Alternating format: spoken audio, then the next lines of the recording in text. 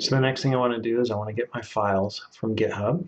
And to do that, if this is the first time I'm working on this computer, I could go to GitHub, go to my account, go to my repositories, my account, my repositories, get to the repository I want to bring down to this computer, and just click clone in desktop, and I'll bring the repository down to my computer. By the way, if you get an error when you do this, just try doing it again. Recently, I received an error, and I tried it again, and then it worked. So who knows? And then if you've already worked on this computer, right? You've worked on this computer before working on this repository, so you've got this repository on your computer, but then you went to some other computer, like the school computer, and worked on it and uploaded new stuff. And then you come back to your computer at home, and you're like, well, now I need to download that new stuff, but the repository is already on your computer, so you don't need to clone it again. What you need to do is you go into Blackboard, go to our lectures, go to the course outline lecture plan, and then there's this GitHub presentation.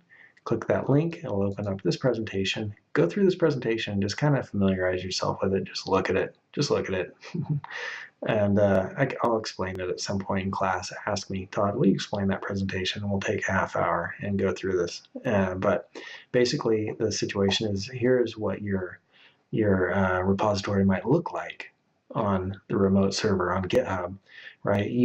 And here's your computer at home right here, okay? So what happened was that you went to school, and when you were at home, you left, you went to school, you got to school, you worked on it, you added stuff to it, and then you now need to bring that down to your computer, right?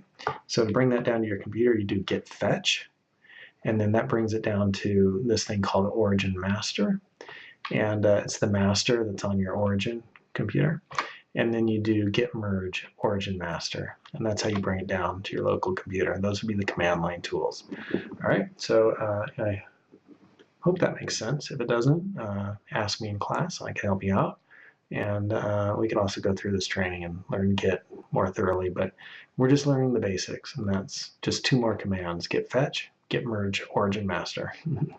And that's what you could do to bring down changes that are up here but aren't down here on your computer yet, right? Because you worked on your repository and added stuff to your repository from some other computer. Then you come to your home computer, which has the repository locally, but it needs to be brought up to date.